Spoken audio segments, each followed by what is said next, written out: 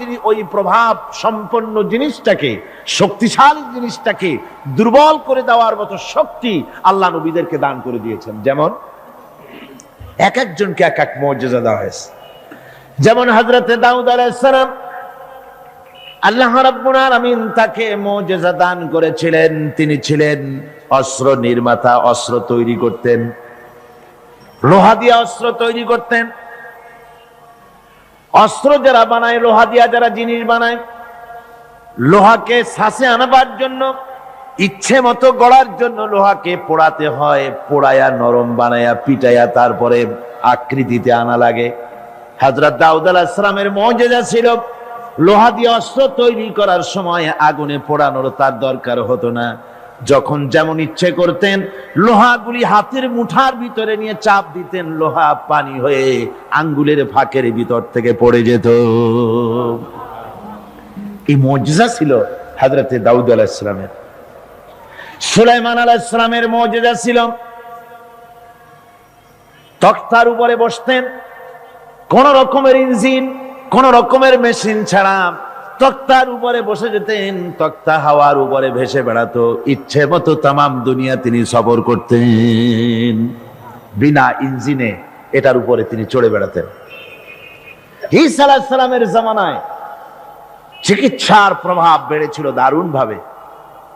সে সময় আল্লাহ রাব্বুল আলামিন তাকে মুজিজা দিলেন, অন্ধ লোকের চোখের উপরে হাত বুলোতেন, অন্ধ সাথে সাথে চক্ষুমান, দৃষ্টিশক্তি সম্পন্ন হয়ে যেতেন, চক্ষুষ্মান হতেন।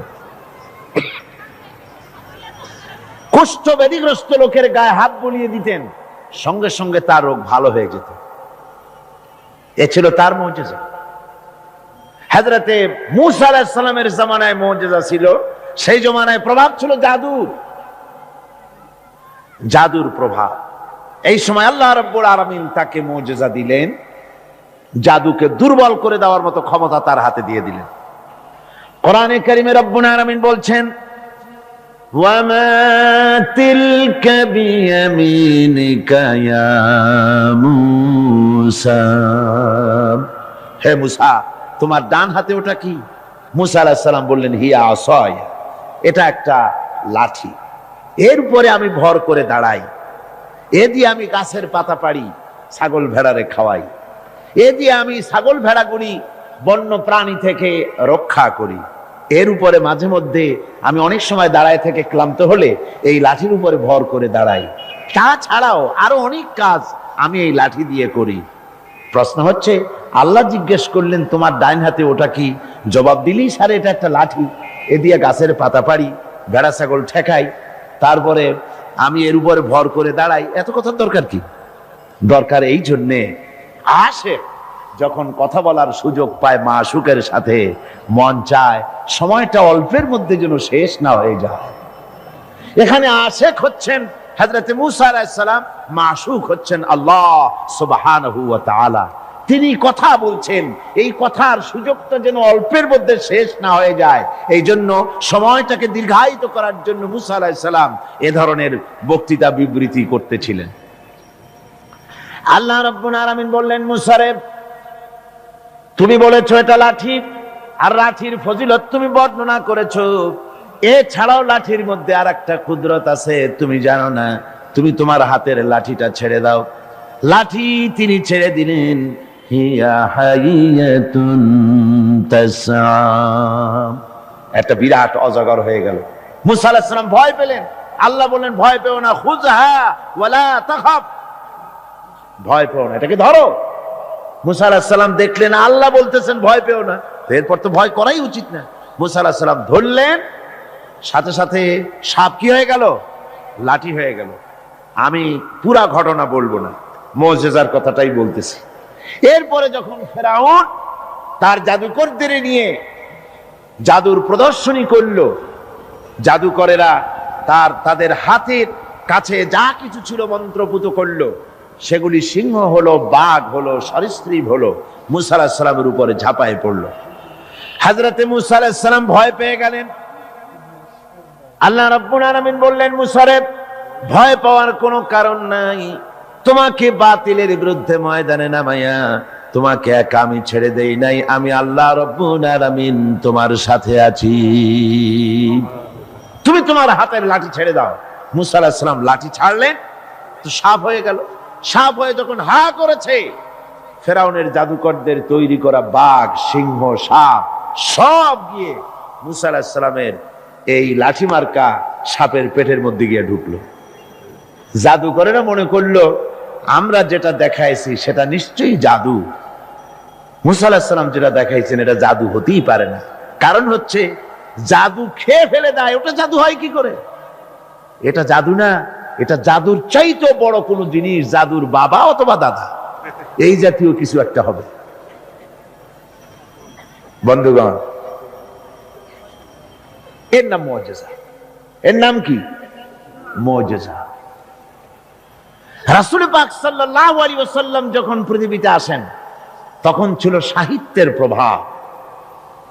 সাহিত্য এত প্রভাবিত, তখন প্রভাব বিস্তার করেছে যে তারা কবিতা রচনা করে করে, সাহিত্য রচনা করে করে কাবা শরীফের সাথে লটকায় দিত, চ্যালেঞ্জ করত, পারলে এইটার সাথে মোকাবেলা করো। সেই যুগে আল্লাহ পাক নাজিল করলেন কোরআন। রাসূল পাক সাল্লাল্লাহু আলাইহি ওয়াসাল্লামের জীবনে 3000 মুআজিজা রয়েছে। এই 3000 মুআজিজার ভিতরে রাসূলুল্লাহ সবচেয়ে বড় মুআজিজা হচ্ছে কোরআন। কোরআনে কারীম, কোরআনের মুআজিজা আল্লাহ দিয়ে দিলেন। এমন সাহিত্য আল্লাহ পাক নাজিল করলেন, সাহিত্য, কবিত্ব সব কিছু এর সামনে মাথা নত করে দিল। শুধু সেকালে নয়, সেই কালে, আজকের কালে, ভবিষ্যৎ কালে, কিয়ামত পর্যন্ত কোরআনের সাহিত্যিক মানকে উতরে যাবে, এমন সাহিত্যিকের জন্ম হয় নাই, হবেও না। সুবহানাল্লাহ। আমি বলতেছিলাম নবীদেরকে 3টা জিনিস দেওয়া হয়েছে সমানভাবে। ওহী দেওয়া হয়েছে, মুআজিজা দেওয়া হয়েছে, উন্নত মানের চরিত্র দেওয়া হয়েছে। হযরতে দাউদ আলাইহিস সালামকে যে মুআজিজা দেওয়া হলো, দাউদ আলাইহিস সালাম ইন্তেকাল করলেন, মুআজিজা তার কবরে চলে গেল। আজ আর পৃথিবীতে কোন মানুষ লোহা ধরে চাপ দিলে পানি হয়ে পড়ে যাবে না। সুলাইমান আলাইহিস সালাম ইন্তেকাল করলেন, মুআজিজা কবরে নিয়ে চলে গেলেন। আজ আর পৃথিবীর কোন মানুষ বিনা ইঞ্জিনে তক্তায় বসলে প্লেনের মতো করে আর উড়বে না। হযরতে মুসা আলাইহিস সালাম ইন্তেকাল করেছেন, মুআজিজা তার কবরে চলে গেছে। আজ আর যত ফুফা দেওয়া হোক না কেন, কোন ফুতে লাঠি আর সাপ হবে না। কি বলেন? লাঠি আর সাপ হবে কারো? হবে না। হযরত ঈসা আলাইহিস সালাম দুনিয়া থেকে বিদায় হয়ে গেলেন, মুআজিজা তার সাথে চলে গেল। হযরত ঈসা আলাইহিস সালামকে আল্লাহ রাব্বুল আলামিন উঠায় নিলেন। তিনি ইন্তেকাল করেন নাই, তাকে আল্লাহ উঠায় নিয়েছেন। হযরত ঈসার সাথে মুআজিজাও চলে গেল। আজ আর কেউ জন্মদের চোখের উপরে হাত বুলালে চোখ ভালো হয় না। তার মানে নবীরাও শেষ, মুআজিজাও শেষ। একজন মাত্র নবী জনাবে মুহাম্মদ রাসূলুল্লাহ সাল্লাল্লাহু আলাইহি ওয়াসাল্লাম ইন্তেকাল করেছেন, কিন্তু তার মুআজিজা কবরে নিয়ে যান নাই। তার মুআজিজা কোরআন আজও আছে, আর কিয়ামত পর্যন্ত রাসূলুল্লাহর মুআজিজা থাকবে। রাসূল পাক সাল্লাল্লাহু আলাইহি ওয়াসাল্লামের মুআজিজা চিরন্তন, শাশ্বত, কিয়ামত পর্যন্ত তা টিকে থাকবে। সুবহানাল্লাহ পড়ে। আমার ভাইরা, সে কোরআন আপনারা শুনতে এসেছেন, লাইলাতুল মেরাজে অবতীর্ণ করেছেন, আর হেফাজতের দায়িত্ব নিয়েছেন। কোরআনে কারীম কখনো বিনষ্ট হবে না, কখনো রদবদল হবে না। কোরআন হেফাজতের দায়িত্ব কার? আল্লাহ রাব্বুল আলামিন বলছেন, নাহনু নাযালনা যিকরা ওয়া ইন্না লাহু লাহাফিজুন। কোরআন নাযিল করেছি আমি আল্লাহ, আর এর সংরক্ষণের সম্পূর্ণ দায়িত্ব আমি আল্লাহ আমার নিজ হাতে গ্রহণ করেছি। না, কখনো রদবদল হবে না। কোরআন হেফাজতের দায়িত্ব কার? আল্লাহ রাব্বুল আলামিন বলছেন, নাহনু নাযালনা যিকরা ওয়া ইন্না লাহু লাহাফিজুন। কোরআন নাযিল করেছি আমি আল্লাহ, আর এর সংরক্ষণের সম্পূর্ণ দায়িত্ব আমি আল্লাহ আমার নিজ হাতে গ্রহণ করেছি। নাযিল করেছি আমি, হেফাজতের দায়িত্ব আমার। সুবহানাল্লাহি ওয়া বিহামদিহি। হেফাজতের দায়িত্ব আল্লাহ নিয়ে নিলেন। কি সুন্দর ভাবে হেফাজতের দায়িত্ব নিলেন। পৃথিবীতে কোনো কিতাবের হাফেজ নাই, কোনো বই হাফেজ নাই। কোন এত বড় একটা কিতাব, এটা কি সহজ ব্যাপার? এত বড় একটি কিতাব তা মানুষ মুখস্থ করেছে। আপনি আমাকে বলেন, যদি জানা থাকে, কোরআনের মতো এত বাক্য সম্বলিত কোন বই পৃথিবীর মানুষ, কোন ধর্মের মানুষ মুখস্থ করতে পেরেছে? জোরে বলেন, পেরেছে? পারে, কিন্তু কোরআন পেরেছে। আল্লাহ বলছেন আমি সহজ করে দিছি মুখস্থ করার জন্য, তাই পেরেছ। কি সুন্দর হেফাজতের দায়িত্ব আল্লাহ নিলেন। এই গত অগস্ট, সেপ্টেম্বর, অক্টোবরে আমার লন্ডনে, ইংল্যান্ডের সফর ছিল। তো একটা মাদ্রাসায়, ক্যানন স্ট্রিট এর এক মাদ্রাসার হেফজখানার একটা কি বলে তাহফিজুল কোরআন মাদ্রাসার বার্ষিক মাহফিলে বক্তৃতা করছিলাম। বিভিন্ন জায়গায় কোরআনে কারীমের মাহফিলে, হেফজখানায়, ইংল্যান্ডে আলহামদুলিল্লাহ অনেক হেফজখানা হয়েছে। টাইটেল মাদ্রাসা 3টা হয়েছে সেখানে, আলহামদুলিল্লাহ পড়ে 3টা টাইটেল মাদ্রাসা হয়েছে। Islamic kindergarten school, high school, college এর সংখ্যা হয়েছে 30টি, আর হাজার হাজার মসজিদ হয়েছে, আলহামদুলিল্লাহ পড়ে। তো এরকম একটি হেফজখানার তারা তাদের বার্ষিক মাহফিল আমাকে দাওয়াত দিয়েছে। ওই হাফেজদের মাথায় পাগড়ি দস্তরবন্দি করতে হবে, তো আমাকে দাওয়াত দেওয়া হলো।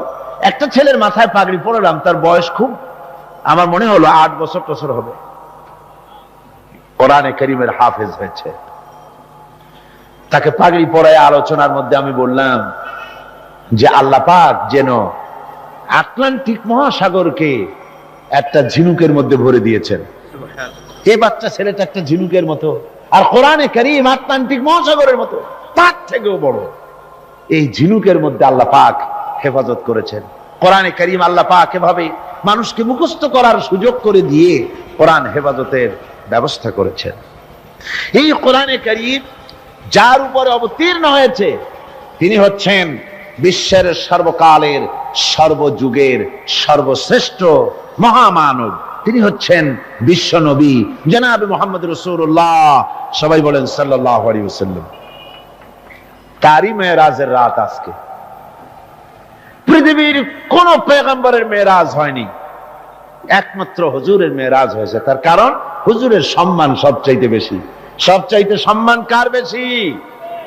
একটু জিকির করেন জোরে সোরে, লা ইলাহা ইল্লাল্লাহ। জাযাকাল্লাহ।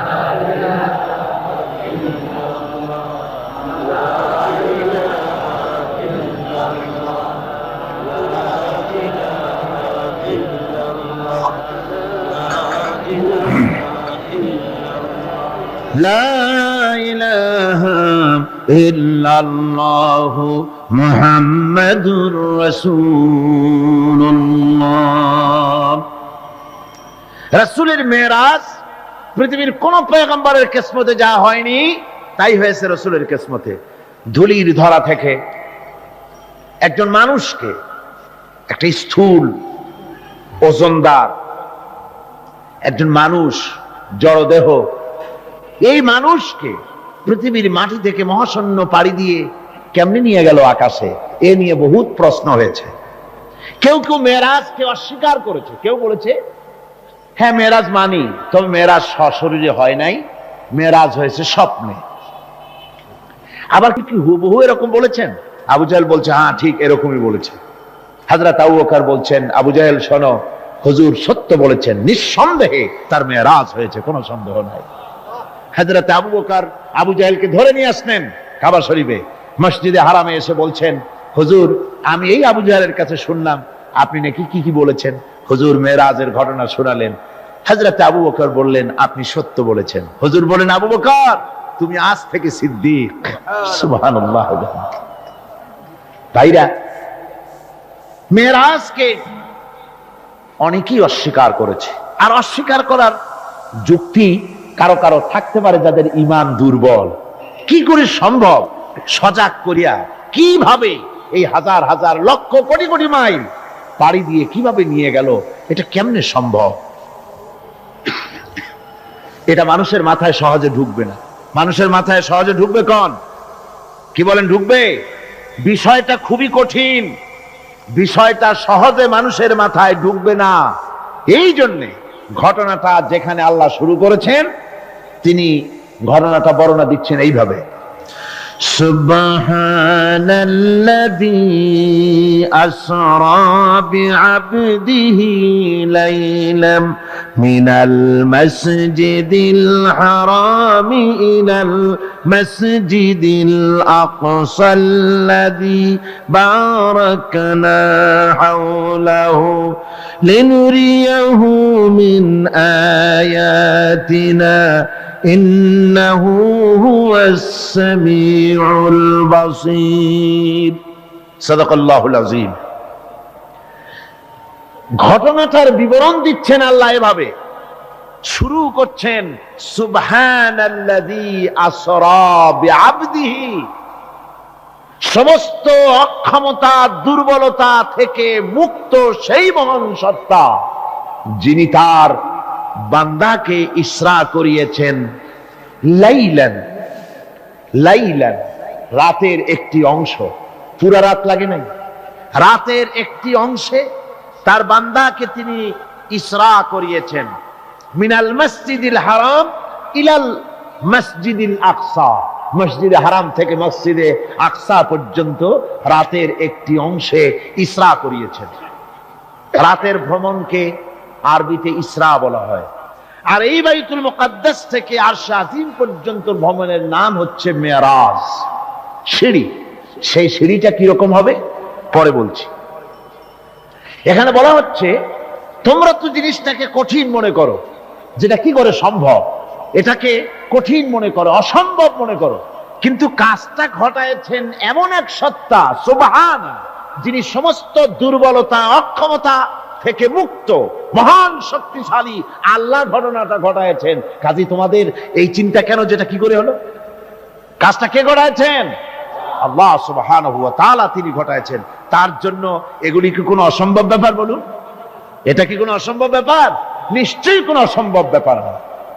বিজ্ঞানের দৃষ্টি দিয়ে, বৈজ্ঞানিক দৃষ্টিভঙ্গিতে এবং দর্শন দিয়ে আমি আপনাদেরকে বিষয়টা অনেকক্ষণ দৃষ্টান্ত দিতে পারবো। সে ধরনের মাল মশলা আমার কাছে মজুদ আছে, যে রাসূল পাক সাল্লাল্লাহু আলাইহি ওয়াসাল্লামকে মেরাজ হয়েছিল বিজ্ঞান এবং দর্শন দিয়ে বুঝানো যেতে পারে। কিন্তু এই যুক্তি, এই তত্ত্ব, এই তথ্যের কোন যুক্তি নাই, যেহেতু আল্লাহ নিজে বলেছেন সুবহানাল্লাযী আসরা বিআবদিহি লাইলাম মিনাল মাসজিদিল হারাম।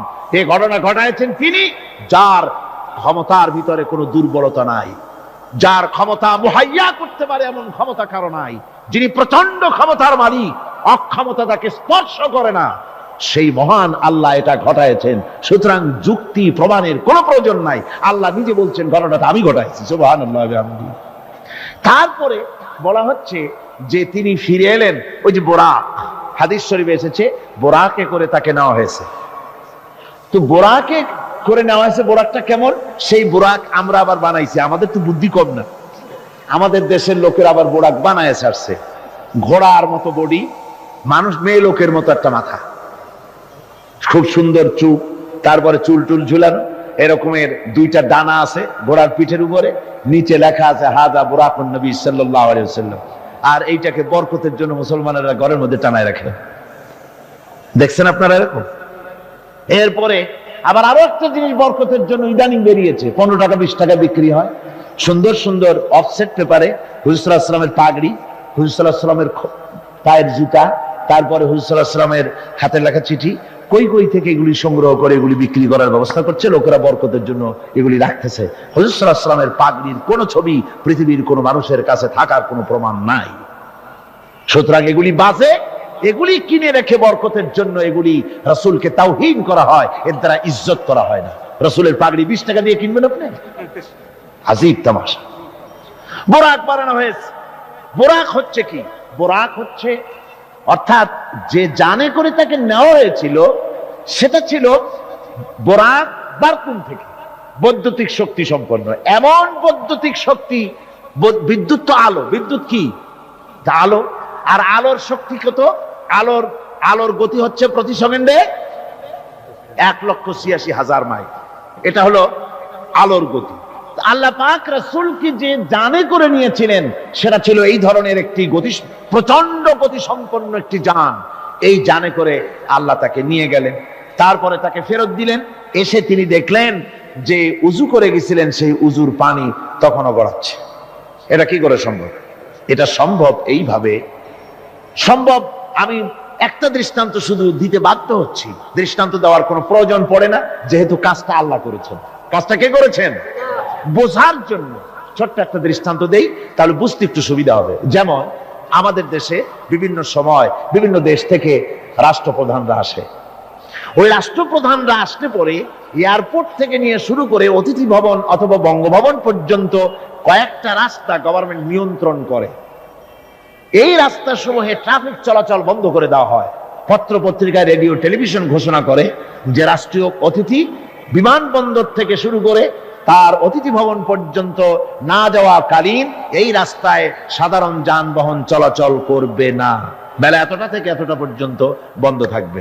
তারপরে মেহমান চলে গেল, মেহমান নামলো, গাড়িতে উঠলো, মোটর শোভাযাত্রা সহকারে তাকে অতিথি ভবন অথবা বঙ্গভবন নিয়ে যাওয়া হলো। এরপরে স্বাভাবিক প্রক্রিয়া, আবার ট্রাফিক চলাচল শুরু হয়ে গেল। এই রাস্তাসমূহে ট্রাফিক চলাচল বন্ধ করে দেওয়া হয়।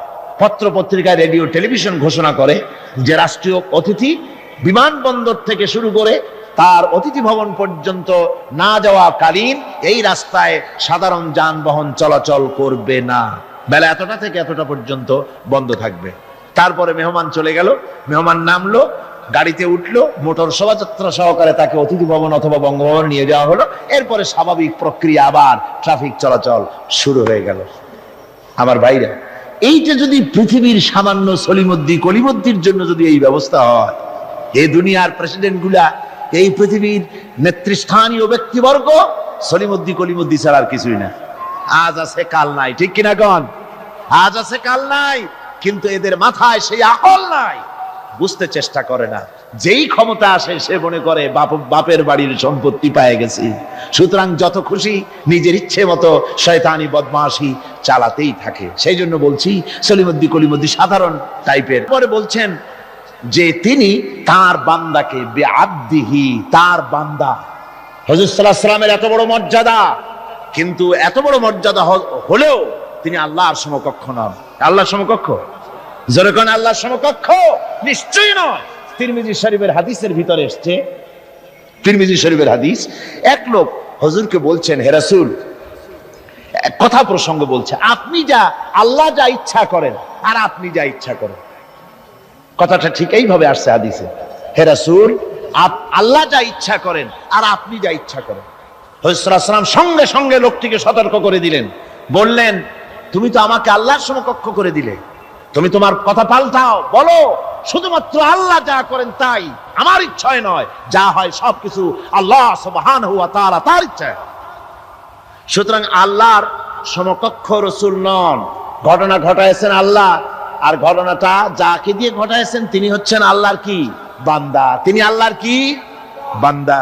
এই বান্দা শব্দ, এই আব, কোরআনে কারিমে বহু জায়গায় হুজুরকে আল্লাহ পাক আব বলেছেন, নবীও বলেন নাই, রাসূলও বলেন নাই, নামও নেন নাই, শুধু বলেছেন আব। এর দ্বারাই বোঝা যায় হুজুরকে আল্লাহ পাক বলেছেন। অর্থাৎ আবদিয়তের চাইতে বড় ডিগ্রি আল্লাহর কাছে আর কিছুই নাই। নবী রাসূল গৌণ, মুখ্য হচ্ছে আব্দ। মুখ্য কি জোরে কোন? আব্দ, আল্লাহর বান্দা হয়ে যাওয়া। যেমন আপনারা দেখতে পান কোরআনে কারীমের প্রথমেই এই আয়াত আছে, ইন কুনতুম ফি রাইবিম মিম্মা নাযালনা আলা আবদিনা, আমি আমার বান্দার প্রতি যে কিতাব নাজিল করেছি। এই যে আবদিনা, আমার বান্দা, কে আব্দ? মুহাম্মদ রাসূলুল্লাহ সাল্লাল্লাহু আলাইহি ওয়াসাল্লাম। অন্য আয়াতের মধ্যে রব্বুল আলামিন বলেন, তাবারাকাল্লাযী নাযালাল ফুরকানা আলা আবদিহি লিয়াকুনা লিল আলামিনা নাযীরা। অতীব বরকতশালী সে আল্লাহ রাব্বুল আলামিন, যিনি তার বান্দার উপরে ফুরকান অবতীর্ণ করেছেন। কে সেই বান্দা? মুহাম্মদ সাল্লাল্লাহু আলাইহি ওয়াসাল্লাম। সুতরাং আবদিহি, তার বান্দাকে ইসরা করিয়েছেন মসজিদে হারাম থেকে মসজিদে আকসা পর্যন্ত। তারপরে সেখান থেকে নিয়ে গেলেন আরশে আজিমে, নিয়ে তাকে কি করলেন, দিলেনটা কি? এখানে কথা হচ্ছে, আমাদের দেশের লোকেরা বিভিন্ন সময় এইসব কথা আলোচনা করে বা ওয়াজের মধ্যে বলেন কেউ কেউ, যেটা হচ্ছে শুধুমাত্র নামাজ। আল্লাহ পাক তাকে মেরাজে নিয়ে নামাজ দিয়েছিলেন। আচ্ছা ভাই, শুধু নামাজ দেওয়াই যদি আল্লাহর উদ্দেশ্য থাকে, তা আবার বলে কি, কয় যে নামাজ তো দিছেন আল্লাহ 50 ওয়াক্ত, মুসা আলাইহিস সালামের সঙ্গে যদি দেখা না হইতো তাহলে আমাদের কাজ সর্বনাশ হয়ে যেত। মুসা আলাইহিস সালামের সঙ্গে দেখা হওয়ার কারণে কিছুটা কনসেশন আমরা পাইছি, অন্তত 45 ওয়াক্ত তো কমছে। তাহলে বোঝা গেল মেরাজ হয়েছিল শুধু নামাজের জন্য। কথাটি সঠিক নয়। নামাজের জন্য মেরাজ হওয়ার দরকারটা কি? যুক্তিতে আসে না। হজের জন্য তো মেরাজ দরকার হয় নাই, যাকাতের জন্য তো মেরাজ দরকার হয় নাই, জিহাদের জন্য তো মেরাজ দরকার হলো না, ইমানের জন্য তো মেরাজ দরকার হলো না। মেরাজ শুধু নামাজের জন্য দরকার হলো কেন? বিষয়টা শুধু নামাজ নয়। নামাজ এই পরিভ্রমণের, এই ভ্রমণকালীন সময়ের আল্লাহ পাকের একটি নির্দেশ। মূল ঘটনা ভিন্ন। মূল ব্যাপারটি হলো রাসূল পাক সাল্লাল্লাহু আলাইহি ওয়াসাল্লামের মেরাজ যখন হয় তখন মক্কি জিন্দেগীর 12 বর্ষ পূর্ণ হয়েছে। মক্কি জিন্দেগীর নবুয়তের জীবনের 1 যুগ পূর্ণ হয়ে গেছে। তাওহীদের দাওয়াত, তাবলীগে দ্বীনের কাজ একটি চূড়ান্ত পর্যায়ে এসে গিয়েছে। এখন এই তাওহীদ, রিসালাত ও আখিরাতের উপরে ভিত্তি করে একটি নতুন সমাজ গঠনের পালা এসেছে। সেই নতুন সমাজ গঠনের জন্য আল্লাহ রাব্বুল আলামিন তাকে আপন দরবারে ডেকে নিলেন, আর নতুন নতুন কিছু তথ্য, একটি নতুন স্টেট পরিচালনার জন্য যা কিছু প্রয়োজন, কিছু মূল নীতি আল্লাহ রাব্বুল আলামিন তাকে দান করালেন, আর জান্নাত এবং জাহান্নাম রাসূলের চোখে দেখিয়ে দিলেন পরিষ্কার করে, যাতে করে তিনি মানুষকে ভালো করে দেখে তিনি মানুষকে বুঝাতে পারেন। এজন্য এই দৃশ্যগুলিও রাসূলের সামনে আল্লাহ পাক তুলে ধরলেন। রাসূল পাক সাল্লাল্লাহু আলাইহি ওয়াসাল্লাম ফিরে আসার পর তাকে এই নতুন রাষ্ট্র পরিচালনার জন্য যে মূল নীতিগুলি আল্লাহ পাক তাকে দিয়েছেন, যাকে মেরাজের পেগাম বলা হয়। মেরাজের কি বলা হয়? পেগাম।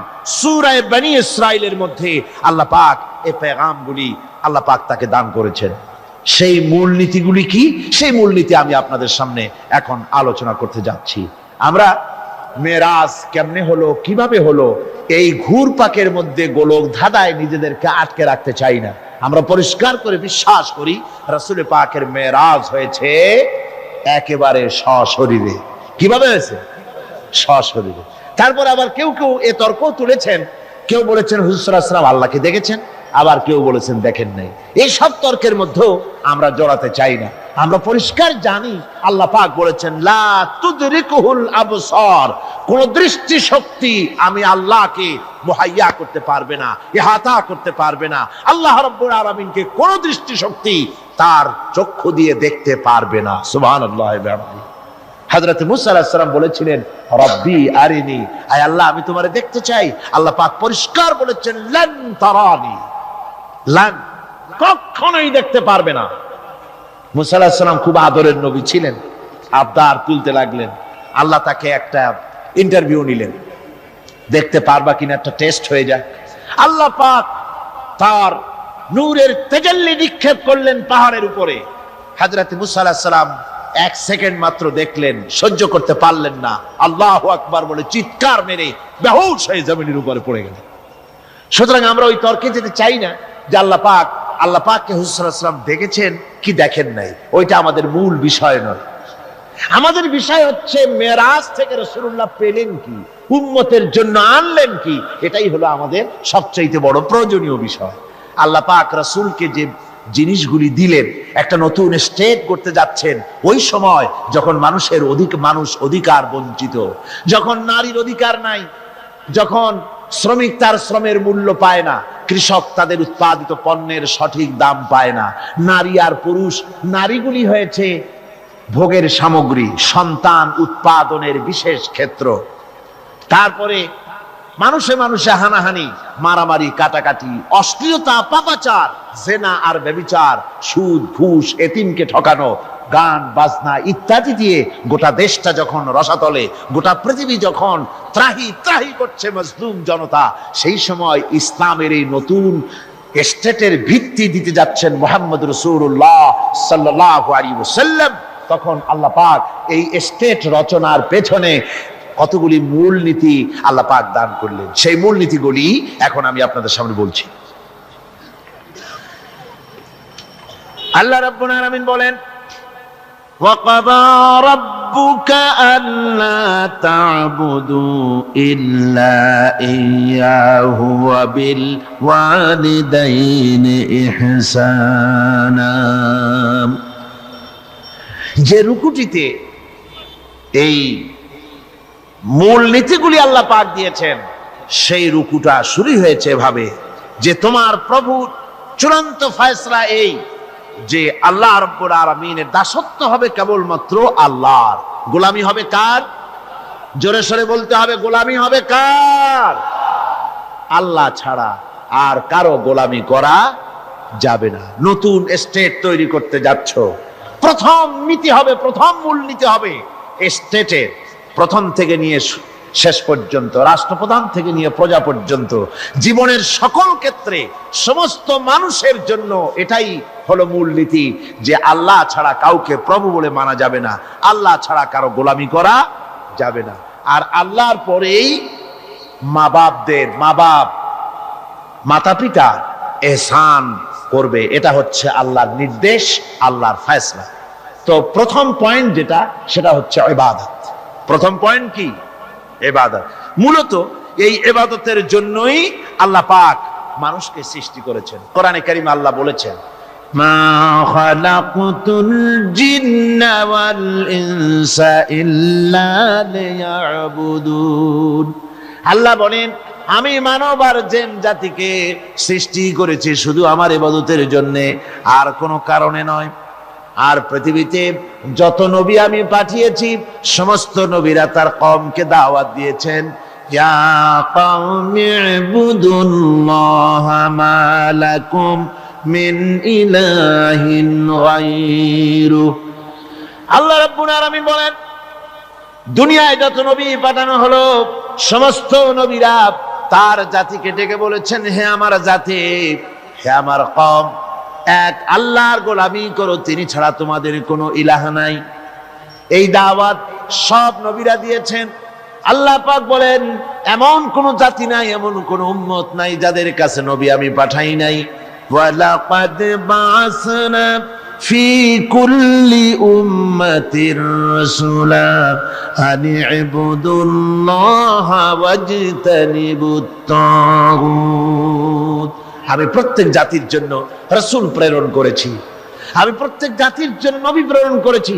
তাদের দাওয়াত ছিল আনি ইবুদুল্লাহ ওয়াজতানিবুত তাগুত, এক আল্লাহর গোলামি করো, এক আল্লাহর দাসত্ব করো, আর তাগুতকে বর্জন করো। তাগুত হচ্ছে সেই শক্তি যে শক্তি শুধু নিজেই আল্লাহর আইন অমান্য করে বসে থাকে না, বরং অন্যদেরকেও আল্লাহর আইন অমান্য করতে বাধ্য করে। যেমন মনিবের গোলামি করে তার চাকর, চাকর মনিবের আনুগত্য করে, এটাকে আরবিতে বলা হয় ইবাদত। সরকারের আনুগত্য করে জনগণ, এটা আরবিতে এই আনুগত্যটা কি ইবাদত বলা হয়। এভাবে গোটা পৃথিবী যা কিছু আমরা দেখি আর দেখি না, সব কিছু আনুগত্য করে আল্লাহ রাব্বুল আলামিনের। কার আনুগত্য করে? চন্দ্র, সূর্য, গ্রহ, নক্ষত্র, সৌররাজি, ভূমণ্ডল, নবমণ্ডল সব গোলামি করে আল্লাহর। সুতরাং এই গোলামিকে আমরা, এটাকে ইবাদত বলা হয়। সবাই আল্লাহর আনুগত্য করছে, আল্লাহর ইবাদত করছে।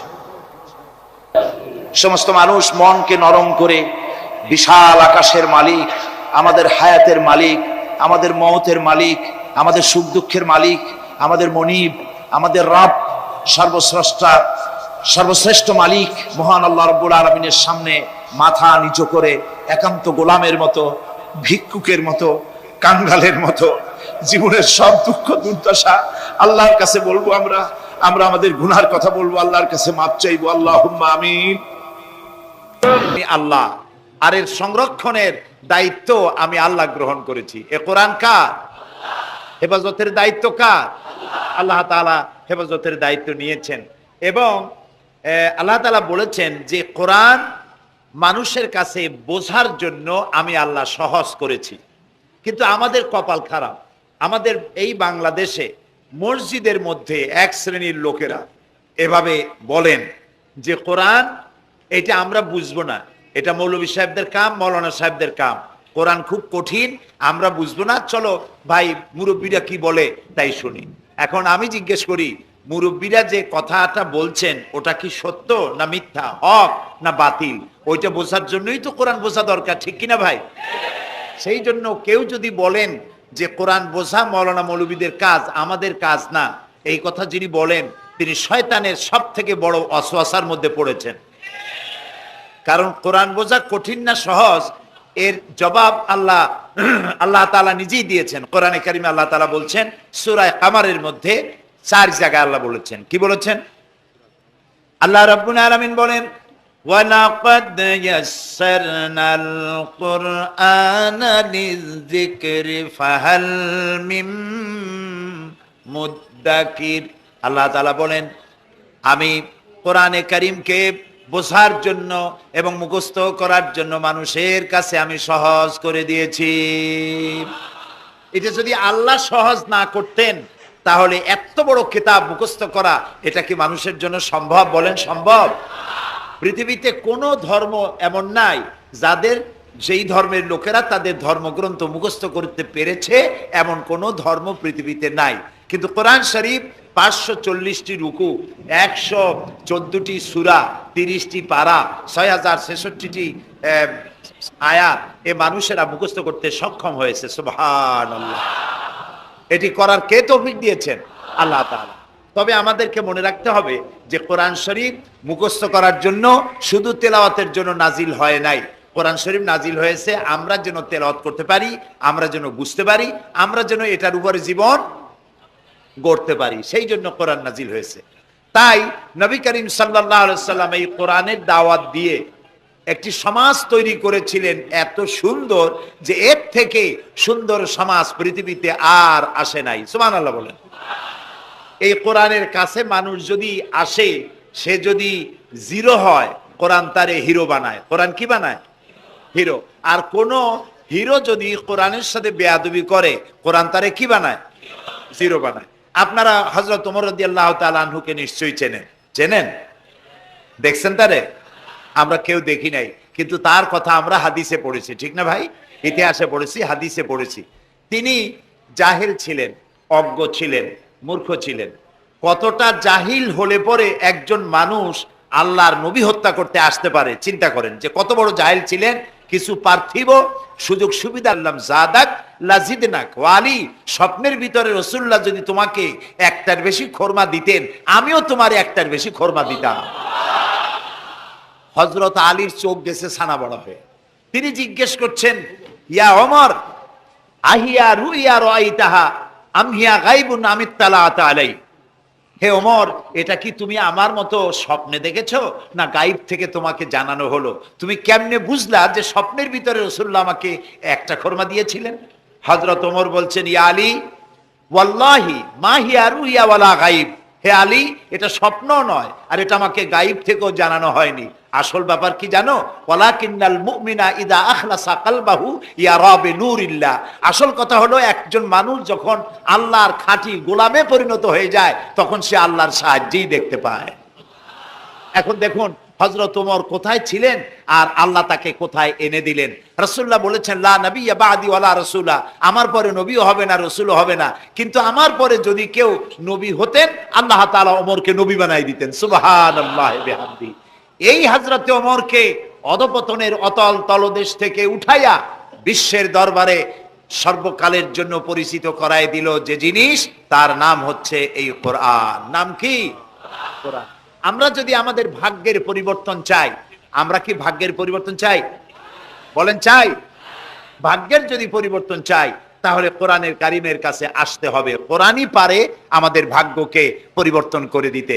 নবী করিম সাল্লাল্লাহু আলাইহি সাল্লাম বলেছেন, এটা হচ্ছে সেই কোরআন, এই কোরআন নিয়ে যখন আমি জেনেদের সামনে কোরআন তেলাওয়াত করেছি, তখন জেনেরা একথা না বলে পারে নাই, ইন্না সামি'না কুরআনান আজাবা, আমরা একটা আশ্চর্য ধরনের কোরআন শুনেছি। আল্লাহর নবী বলেন,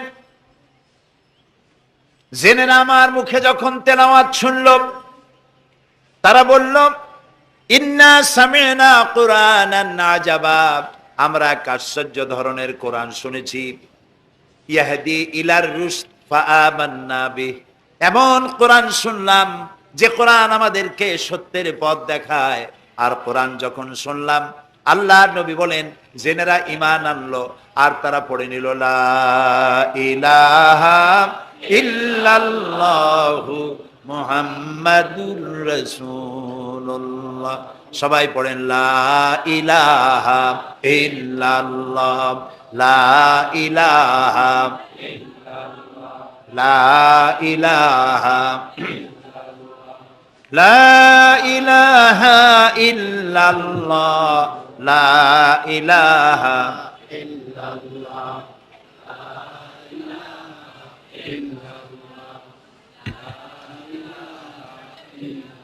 লা ইলাহা ইল্লাল্লাহু মুহাম্মাদুর রাসূলুল্লাহ।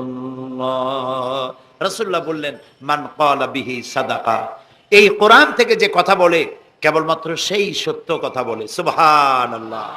প্রিয় ভাই সব, আমাদের তো কপাল খারাপ, কারা কি বক্তৃতা করলো, সেই বক্তৃতায় কোরআন নাই, হাদিস নাই, যা কইলো তাই বিশ্বাস করে সেদিকে দৌড়াইলাম। কিন্তু আল্লাহ তাআলার নবী বলছেন, কোরআনের রেফারেন্স দিয়ে যারা কথা বলে ওদের কথাই সত্য কথা। সুবহানাল্লাহ বলবেন না? কারণ আল্লাহ তাআলা বলছেন, ওমান আসদাকু মিনাল্লাহি কিলা ওমান আসদাকু মিনাল্লাহি হাদিসা, আল্লাহর চাইতে সত্যবাদী আর কে হতে পারে? সুতরাং যারাই বক্তৃতার মধ্যে কোরআনের রেফারেন্স দিয়ে কথা বলে তারাই সত্য কথা বলে, বলেছেন মুহাম্মদ রাসূলুল্লাহ সাল্লাল্লাহু আলাইহি ওয়াসাল্লাম। ওয়ামান আমিলা বিহি উজরা, আর কোরআন শরীফ পড়ে যে বুঝে আর আমল করে, আল্লাহ তাদেরকে পুরস্কৃত করবেন ফিদ দুনিয়া ওয়াল আখিরা, দুনিয়াও পুরস্কার দেবেন, আখিরাতেও পুরস্কার দেবেন। দুনিয়া পুরস্কারটা কি দেবেন? আল্লাহ রাব্বুল আলামিন বলেন, দুনিয়ার পুরস্কারটা শোনো, ফামান তাবিয়া হুদায়া ফালা খাউফুন আলাইহিম ওয়ালা হুম ইয়াহজানুন, যারা এই কোরআনকে মেনে চলবে, কোরআনের অনুসরণ যারা করবে, এর আইন কানুনকে মেনে যারা চলবে, ওদের জন্য কোনো ভয় নাই, ওদের জন্য কোনো চিন্তা নাই। এই ওয়াদা কার? কার ওয়াদা? আল্লাহর ওয়াদা কখনো মিছা হয়? কোনো দিন না। আল্লাহ কোনোদিন ওয়াদা ভঙ্গ করেন? কখনো নয়। তিনি বলছেন, কোরআন যদি মেনে চলো পৃথিবীতে শান্তি পাইবা দুই রকমের। একটা হলো পৃথিবীতে তোমাদের কোনো চিন্তা থাকবে না, ভয় থাকবে না। চিন্তা থাকবে না কিসের? চিন্তা হয় মানুষের খাওয়া পড়া, শিক্ষা, চিকিৎসা, বাসস্থান, এগুলির চিন্তা হয়। কোরআনের শাসন যদি চালু হয়, ওই যে স্লোগান একটু আগে আপনারা শুনলেন, আল্লাহর আইন চাই আর কি চাই? মুখস্থ হয়েছে না এটা? বলেন না কি চাই? সৎলোকের শাসন চাই। এখন আল্লাহর আইন কোনটা? এই যে কোরআন। কোরআনের আইন যদি হয় আর সৎ লোক যদি ক্ষমতায় থাকে আর কোরআনের আইন যদি চালু হয়, চুরি, ডাকাতি, জেনা, ব্যভিচার, হত্যা, ধর্ষণ ওই সমাজে থাকবে না। সুবহানাল্লাহ কোন? এই যে আমাদেরকে আজ এই কোন কোন দেশ আমাদেরকে সন্ত্রাসী বলে, আসলে ওরা হলো সন্ত্রাসের দাদা। আমরা তো সন্ত্রাসী না। এই পৃথিবীতে মুসলমানরাই সব থেকে বেশি শান্তিপ্রিয়। এর চাইতে শান্তিপ্রিয় জাতি পৃথিবীতে আর নাই। সুবহানাল্লাহ বলি, আলহামদুলিল্লাহ বলি। আপনি দেখেন না, আপনি দেখেন না, এই যে আল্লাহর ঘর যখন নির্মাণ হলো, কে আল্লাহর ঘর নির্মাণ করছিলেন কোন তো? আমাদের জাতির পিতা। কে করেছিলেন? জাতির পিতা কে? এইটা নিয়ে প্যাঁচ লাগাবেন না তো, ভালো করে মনে রাখবেন, এই নিয়ে কোনো পেঁচাপেচি নেই। মুসলমান মিল্লাতের পিতা কে? ইব্রাহিম আলাইহিস সালাম। তিনি আল্লাহর ঘর বানালেন, তিনি রাজমিস্ত্রি হিসেবে কাজ করলেন, আর একজন হেল্পার ছিলেন সাথে, তিনিও পয়গম্বর ছিলেন। কে তিনি? ইসমাঈল আলাইহিস সালাম। বাপ বেটা দুজনে মিলে আল্লাহর ঘর নির্মাণ করে ফেললেন। আর এরপরে তারা দোয়া করলেন, হযরত ইব্রাহিম আলাইহিস সালাম দোয়া করলেন, রব্বি জাল হাদাল বালাদা আমিনান, আয় আল্লাহ তাআলা তুমি এই শহরকে নিরাপত্তার শহর বানাও। নিরাপত্তা হচ্ছে সন্ত্রাসের বিপরীত কথা। আল্লাহ তুমি এই শহরকে নিরাপত্তার শহর বানাও। আল্লাহ কি দোয়া কবুল করছিলেন না করেন নাই? সাথে সাথেই দোয়া করেছে, কবুল করেছেন আল্লাহ তাআলা। আল্লাহ তাআলা বলেছেন, ওমান দাখালাহু কানা আমিনান, যেই প্রবেশ করবে আমার এই পবিত্র শহরে আমি তাকে নিরাপত্তা প্রদান করব। সুবহানাল্লাহ। আজ আমাদেরকে সন্ত্রাসী যারা বলে তারা দেখুক কোরআনের সব আইন সৌদি আরবিয়ায় নাই। আপনারা বলেন তো পৃথিবীতে অপরাধ প্রবণতা, করাপশন, ক্রাইম পৃথিবীতে সব থেকে কম হয় কোন দেশে? কোন দেশে? কিন্তু কোরআন শরীফের সবটা আইন সেখানে চালু নাই। কিন্তু কিছু আইন চালু আছে, তাতে এত শান্তি, লক্ষ লক্ষ নারী পুরুষ একসাথে ঘোরাফেরা করে হজের সময় একসাথে মুজদালিফায়। এরকম শামিয়ানা নাই, বিল্ডিং নাই, খোলা মাঠে উন্মুক্ত আকাশের নিচে শুয়ে থাকে, বসে থাকে, হাঁটাচলা করে। ১৫০০ বছরের ইতিহাসে নাই যে কোনো নারী সেখান থেকে লাঞ্ছিতা হয়েছে, অপমানিতা হয়েছে। সুবহানাল্লাহ বলবেন না? এটা কোরআন শরীফ। এটা কি? আল্লাহ তাআলা এখানে বলছেন, আওয়ালাম ইয়ারাও আন্না জাআলনা হারামান আমিনান, তোমরা কি দেখতে পাও না যে আমি এই শহরকে কিভাবে নিরাপত্তার শহর বানিয়েছি? যখন পৃথিবীর চতুর্দিকে মারামারি, কাটাকাটি, হত্যা, ধর্ষণ, ছিনতাই সব চলছে গোটা পৃথিবীতে, তখন আমার হারামের দিকে তাকিয়ে দেখো তো কত নিরাপত্তা আমি প্রদান করেছি। সুবহানাল্লাহ। শান্তিপ্রিয়, পৃথিবীতে মুসলমানদের চাইতে শান্তিপ্রিয় আর কোনো জাতি নাই, হতে পারে না। আলহামদুলিল্লাহ বলেন। এখন আল্লাহ তাআলা বলছেন যে ফামান তাবিয়া হুদায়া ফালা খাউফুন আলাইহিম ওয়ালা হুম ইয়াহজানুন। প্রিয় ভাই, সব কোরআনের কথা বলতে গেলে রাতের পর রাত লেগে যায়, কারণ এক মহাসমুদ্র। এটা কি মহাসমুদ্র? কোরআন।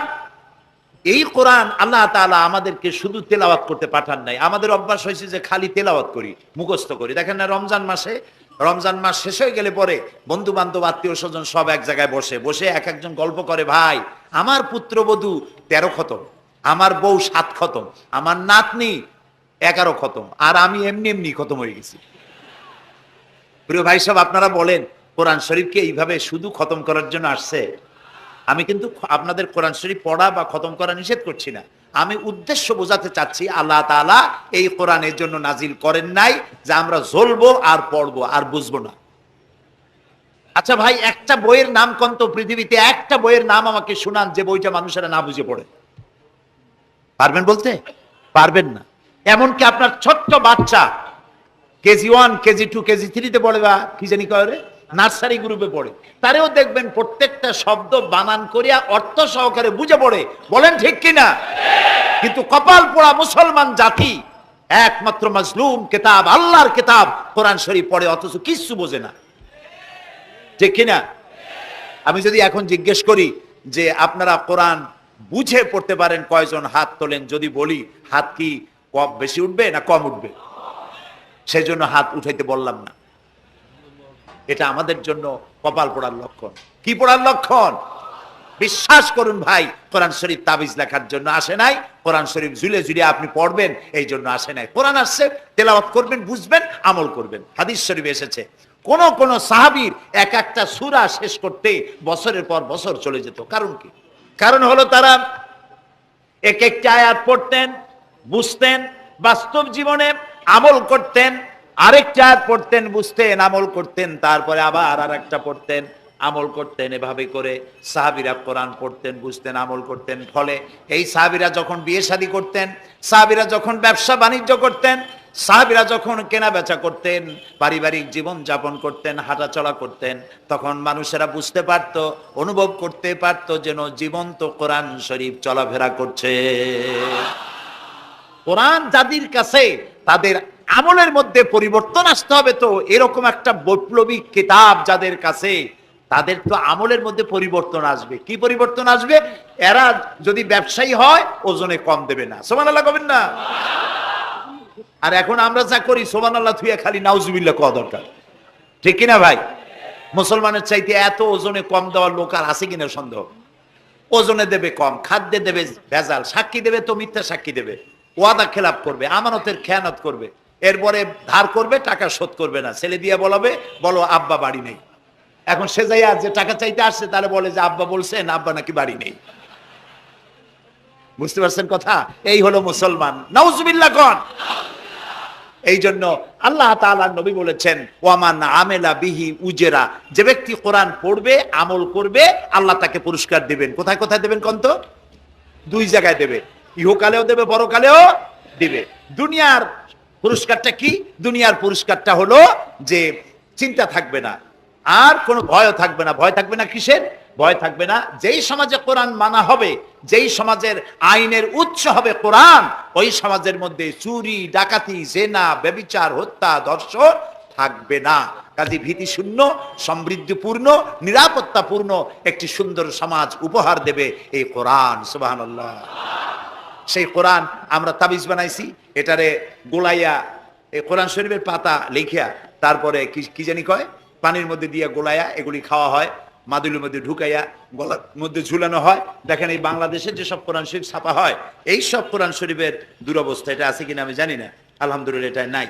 কোন কোন কোরআন শরীফ যে বাংলাদেশে ছাপা হয় সেগুলিতে লেখা থাকে সূরায়ে মায়েদার নকশা, সূরা ইউসুফের নকশা, সূরায়ে বনি ইসরাইলের নকশা। এই নকশা লিখা গলায় ঝুলাইলে পেটে ব্যথা ভালো হবে, ওই নকশা ঝুলাইলে মেয়ের বিয়ে হবে তাড়াতাড়ি, এই নকশা ঝুলাইলে যে মেয়েকে পছন্দ করো বিয়ে করতে পারবা তাড়াতাড়ি। নাউজুবিল্লাহ কর। নকশার মধ্যে আছে কি? নকশার ভিতরে আছে 1293, 1711, 513 হাবিজ জাবি কতগুলো নাম্বার দিয়া তারপরে লাল কালি দিয়ে দাগ দিয়ে দিয়ে ধান্দাবাজি করা। এরপরে ওই ধান্দাবাজি তাবিজের কোনায় কোনায় লেখে ইয়া জিব্রাইলো, ইয়া মিকাইলো, ইয়া ইসরাফিলো, ইয়া আজরাইলো। উপরে লেখে ইয়া বদুহ, নিচে লেখে ইয়া বদুহ। আমি একজন তাবিজ লেখককে জিজ্ঞেস করলাম, ভাই ইয়া আজরাইলু ইয়া মিকাইলু তো বুঝলাম, ইয়া বদুহ কি? কয়েছে হুজুর আমি নিজেও বুঝি না বদুহ কি। এই হলো তাবিজ। এই তাবিজ লেখার জন্য আল্লাহ তাআলা কোরআন নাজিল করেন নাই। কথা কি বুঝে আসছে? তাবিজের জন্য আসে নাই, তদবিরের জন্য আসে নাই, শুধু পড়ব এজন্য আসে নাই। কোরআন এসেছে বোঝার জন্য, তেলাওয়াতের জন্য, বোঝার জন্য, কোরআন অনুযায়ী জীবন গড়ার জন্য। আল্লাহর নবী তাই বলেন ওয়ামান আমেলা, তারা বলছেন সেই করবে কেবলমাত্র জাস্টিস, জাস্টিস ইনসাফ কায়েম করতে পারবে যে কোরআন দিয়ে বিচার ফয়সালা করবে। আমাদের দেশে এই যে কোর্ট কাছারি আদালত আছে, এই কোর্ট কাছারি আদালতগুলি কোরআন দিয়ে যদি বিচার করতেন সেটা ইনসাফ হতো। যেহেতু ইনসাফ, আল্লাহর চাইতে ইনসাফগার আর কেউ নাই। আছে কি বলেন? নাই। এখানে ধরুন একজন মানুষ যদি একজনের একটা ঠ্যাং ভাঙ্গে ফেলাই দিল, তাহলে বিচার কি হবে? ব্রিটিশ ল যেটা আছে, বাংলাদেশ পেনাল কোড যেটা আছে, এই পেনাল কোডে বলা হবে যে সলিমউদ্দিন ঠ্যাং ভাঙছে বসিরউদ্দিন, যে ভাঙছে তার জন্য শাস্তি এই হবে 6 মাসের জেল, 2000 টাকা জরিমানা করে দিবে। এখন আপনি বলেন বিচার মাপে কি দিয়া? ইনসাফের প্রতীক কি? ইনসাফের প্রতীক দাড়িপাল্লা। এই দাড়িপাল্লায় এখন আপনি ওজন দেন ইনসাফ। ঠ্যাং ভাঙছে কার? সলিমউদ্দিন, তার ভাঙ্গা ঠ্যাং এক পাশে থন, এক পাল্লা। আর বসিরউদ্দিন ভাঙছে ঠ্যাং, সেই কারণে তার 2000 টাকা জরিমানা আর 6 মাসের জেল আর এক পাল্লায় রাখেন। এবার দাড়ি ধরে টান দেন, সমান হবে? যদি 50,000 টাকা জরিমানা হয় আর 6 বছরের জেল হয়, তাও কি সমান হবে? হবে না। সমান হবে কি হলে? সমান হবে ওই সলিমউদ্দিন ভাঙ্গা ঠ্যাং এক পাল্লায় দাও, আর যে ভাঙছে তার নাম কি? বসিরউদ্দিন। বসিরউদ্দিন কেউ যদি থাকেন রাগ করবেন না, আমি একটা দৃষ্টান্ত দিচ্ছি। এখন ওই বসিরউদ্দিন ভাঙ্গা তার একটা ঠ্যাং ভাঙ্গিয়া যদি এই পাল্লায় রাখেন, এখন যদি টান দেন তাহলে সমান হবে কিনা বলে? এটা হচ্ছে কোরআন। এই কোরআন বলছে পায়ের বদলে পা, হাতের বদলে হাত, নাকের বদলে নাক, চোখের বদলে চোখ, জানের বদলে জান। সুবহানাল্লাহ। এটা ইনসাফ। এই ইনসাফ হচ্ছে কোরআনের দেওয়া ইনসাফ। সুতরাং আল্লাহ তাআলা নবী বলছেন ওয়ামান হাকামা বিহি আদালা, যে ব্যক্তি এই কোরআন দিয়ে বিচার ফয়সালা করবে, যে ব্যক্তি, যে পরিবার, যে সমাজ, তারা ইনসাফ কায়েম করতে পারবে। যেহেতু আল্লাহর চাইতে ইনসাফগার পৃথিবীতে আর কেউ নাই, আকাশেও নাই, জমিনেও নাই। রাসূলুল্লাহ বলছেন ওয়ামান দা ইলাইহি হুদিয়া ইলা সিরাতিল মুস্তাকিম, যে ব্যক্তি কোরআনের দিকে মানুষকে দাওয়াত দেয়, সেই একটি সহজ সরল রাস্তার দিকে দাওয়াত দেয়, যে রাস্তার শুরু পৃথিবী থেকে আর রাস্তার শেষ জান্নাতুল ফেরদাউসে গিয়া। সুবহানাল্লাহ। এটা হচ্ছে সেই কোরআন। বুঝতে না পারার কারণে আমরা বিপদে পড়েছি। প্রিয় ভাই সব, আপনারা আছেন কষ্টে, বসেছেন পানির মধ্যে, আছেন দাঁড়াইয়া, মাথার উপরে ছেঁড়া সামিয়ানা বিরক্ত করছে। আমি লম্বা করতে চাই না, অল্পের মধ্যে ছেড়ে দেই যাতে করে আপনাদেরও সুবিধা হয়, কষ্ট না হয়।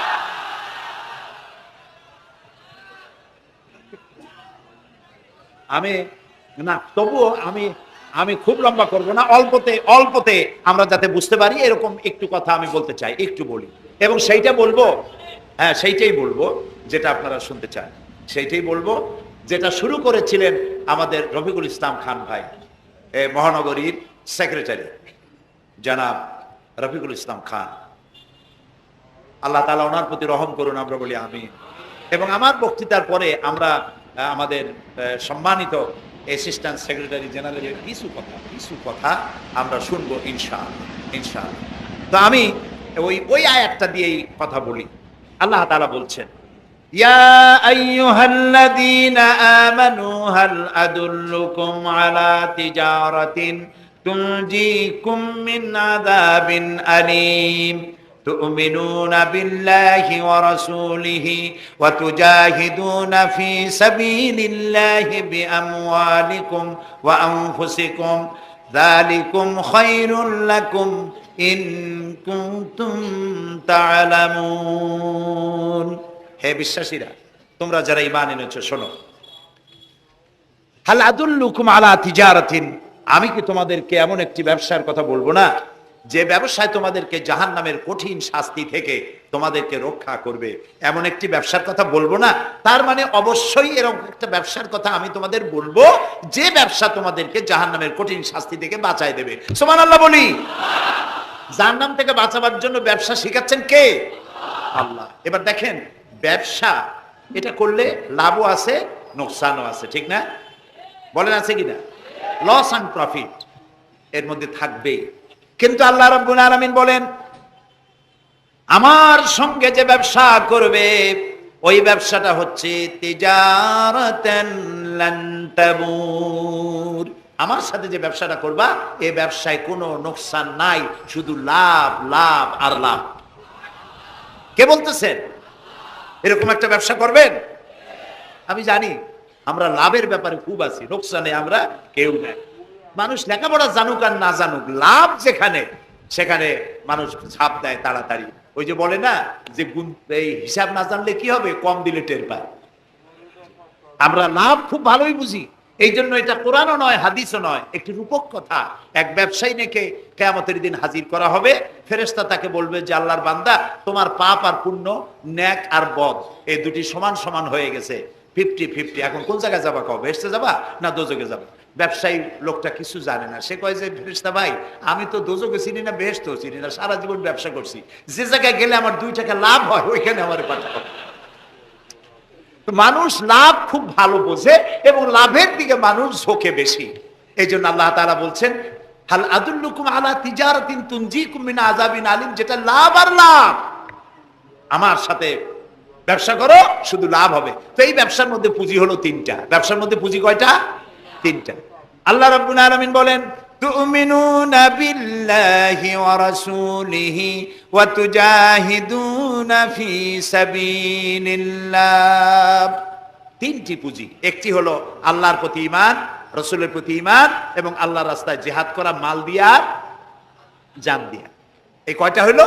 3টা। চলুন এই 3টি কথার ব্যাখ্যা করে তারপরে মোনাজাত করব সংক্ষেপে, যেন আমরা আল্লাহর সাথে ব্যবসাটা শুরু করতে পারি আজকে থেকেই। আল্লাহ যেন তৌফিক দেন, বলেন আমিন। 1 নম্বর হচ্ছে তুমিনুনা বিল্লাহ, আল্লাহর প্রতি বিশ্বাস, আল্লাহর প্রতি ঈমান, বলেন আল্লাহর প্রতি ঈমান। এখন আপনারা বলবেন যে এটা তো কোনো নতুন কথা হলো না, আল্লাহর প্রতি ঈমান আনছি, যদি ঈমানই না থাকতো তাহলে কি বৃষ্টির মধ্যে এই পানির মধ্যে আমরা কি বসে থাকতাম? 100% সত্য কথা। ঈমান না থাকলে কেউ আসতেন না, আর এই পানির মধ্যে, ঝড়ের মধ্যে বাঁশ ভাঙ্গে মাথায় পড়তে পারে এই ঝুঁকি নিয়ে বসতেন না, ঠিক কিনা ভাই? আমরা সবাই ঈমানদার। তবে আল্লাহর উপর ঈমান আনতে হলে 4টি শর্ত লাগে। কয়টি শর্ত? 4টি শর্ত ফুলফিল করলে আল্লাহর উপর ঈমান এনেছি বলে প্রমাণিত হবে। নইলে আল্লাহ আছে এ কথা নুরা পাগলাও বলছে। নুরা পাগলার বলা আর আপনার আমার বলা এটা তো এক হওয়ার কথা না, ঠিক কিনা বলে? তা আল্লাহর উপর ঈমান আনতে হলে শর্ত কয়টা? 4টা।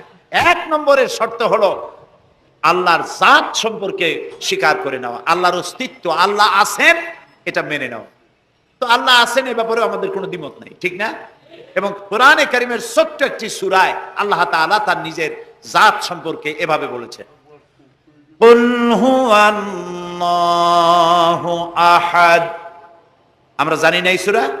পড়েন, কুল হুয়াল্লাহু আহাদ আল্লাহুস সামাদ লাম ইয়ালিদ ওয়া লাম ইউলাদ ওয়া লাম ইয়াকুল লাহু কুফুয়ান আহাদ। আল্লাহ তাআলা বলেন, বলো হে নবী আপনি বলুন, আল্লাহ এক এবং একক, তিনি কারো মুখাপেক্ষী নন, তিনি কাউকে জন্ম দেন নাই, তাকেও কেউ জন্ম দেয় নাই, দুনিয়া এই আকাশে এবং জমিনে তার সমকক্ষ কেউ নাই। তিনি এক, তিনি একক, তিনি ছিলেন, তিনি আছেন এবং তিনি থাকবেন। লাইসা কামিসলিহি শাইউন, তার মতো কেউ নাই। তবে প্রশ্ন ওঠে, আল্লাহ আছেন কোথায়? এরকম একটা প্রশ্ন করা যেতে পারে, আল্লাহ কোথায় আছেন? বলতে পারবেন কোথায় আছে? এটি নিয়ে বিভ্রান্তি আছে মানুষের মধ্যে। কেউ বলেন আল্লাহ সদা সর্বত্র বিরাজিত, সব জায়গায় তিনি আছেন। এই কথাটি সত্য নয়। আল্লাহর যদি সব জায়গায় থাকা লাগে, তাহলে পৃথিবীর মধ্যে ভালো জায়গাও আছে, খারাপ জায়গাও আছে। আছে না খারাপ জায়গা? আমি সেসব জায়গার নাম নিলাম না, আপনারা বুঝে নেন। তাহলে আল্লাহ সব জায়গায় থাকলে এই কথা যদি সত্য হয়, তাহলে এটি অত্যন্ত বেয়াদবিমূলক কথা, এ কথা ঠিক না। আল্লাহ আছেন কোথায়? আল্লাহ নিজেই বলছেন তিনি কোথায় আছেন। কোরআনে কারীমে রব্বুল আলামিন তিনি কোথায় আছেন একথা তিনি নিজেই বলে দিয়েছেন, আর রহমানু আলাল আরশিস তাওয়া। আল্লাহ তাআলা আরশের উপরে আছেন, সুবহানাল্লাহি ওয়া বিহামদিহি। এবং প্রত্যেক রাত্রে তিনি শেষ রাত্রে প্রথম আকাশে আসেন, নবী করিম সাল্লাল্লাহু আলাইহি সাল্লাম বলেছেন। প্রিয় ভাই সব, তো আল্লাহ তাআলা সদা সর্বত্র বিরাজমান যে কথাটা বলা হয়, এটা আক্ষরিক অর্থে ওরকম না, এটা ব্যাখ্যা সাপেক্ষে কথা। আল্লাহ সদা সর্বত্র সব জায়গা সম্পর্কে ওয়াকিফাল, তিনি সব জানেন, সব দেখেন। তিনি সামিউন, তিনি বাসিরুন, তিনি দেখতে পান, তিনি শুনতে পান। আপনার আমার দেখার মধ্যে কোনো বাধা, প্রাচীর, অবস্ট্রাকশন কিছু একটা থাকতেই পারে। আল্লাহর দেখার মধ্যে কোনো বাধা নাই। অন্ধকার রাতেও দেখেন, কুয়াশাচ্ছন্ন হলেও দেখেন, মেঘের মধ্যেও দেখেন, তার দেখায় কোনো বাধা নাই, তার শোনায় কোনো বাধা নাই। এমন কি মহাসাগরের অতল তলদেশে ছোট্ট পাথরের গায়ে লাগানো একটি ছোট্ট পোকা, যাকে মাইক্রোস্কোপ যন্ত্র ছাড়া দেখা যায় না, এমন ছোট্ট সূক্ষ্ম একটি পোকাও যদি, ক্ষুদ্রাতি ক্ষুদ্র একটি পোকাও যদি পেটের জ্বালায় অথবা ক্ষুধার জ্বালায় চিৎকার বাড়ে, কেউ শুনতে পায় না। আরশের মালিক আল্লাহ রব্বুল আলামিন তা শুনতে পান। এ হচ্ছে আল্লাহ, তিনি সব শুনতে পান, সব দেখতে পান। তার জাত সম্পর্কে স্বীকার করে নেওয়া, মেনে নেওয়া, তিনি আছেন, তার শক্তি সহকারে তাকে মানা। আমরা যে কোনো জিনিস বিশ্বাস করি তার শক্তি সহকারে বিশ্বাস করি। বাতাসকে বিশ্বাস করি, প্রচন্ড বেগে বয়ে গেলে আমাদের মাথার উপরে যা আছে ভাঙে চুরে সব শেষ করি ভালো, এভাবে বিশ্বাস করি। পানিকে বিশ্বাস করি, সে চুবায়ে মারতে পারে, ডুবায়ে মারতে পারে, পানি চুবানো ভিজানো এ শক্তি পানির আছে। আমরা আগুনকে বিশ্বাস করি, জ্বালিয়ে পুড়িয়ে ছাই করে দিতে পারে, এভাবে আগুনের শক্তি সহকারে বিশ্বাস করি। সাপকে বিশ্বাস করি, বাঘকে বিশ্বাস করি, দংশন করলে, থাবা মারলে কাম সারা। পয়জনকে বিশ্বাস করি, খাইলে পরে মরে যেতে পারি, শক্তি সহকারে বিশ্বাস করি, ঠিক না? এখন আল্লাহরে বিশ্বাস করি, এই কথা শুধু বললেই হবে না, আল্লাহকে বিশ্বাস করতে হবে তার গুণ সহকারে। সেই জন্য 4টি শর্তের 1 নম্বর শর্ত হলো আল্লাহর অস্তিত্বকে মানা। 2 নম্বরের শর্ত হচ্ছে আল্লাহর গুণাবলীকে স্বীকার করা, মেনে নেওয়া। আল্লাহর গুণাবলী কি? কোরআন শরীফে আল্লাহর অনেকগুলি নাম আছে। আল্লাহ এ হচ্ছে ইসমে জাত। আল্লাহ এটা কি? ইসমে জাত, আসল নাম কি? আল্লাহ। বলেন সবাই, আল্লাহ নয় কিন্তু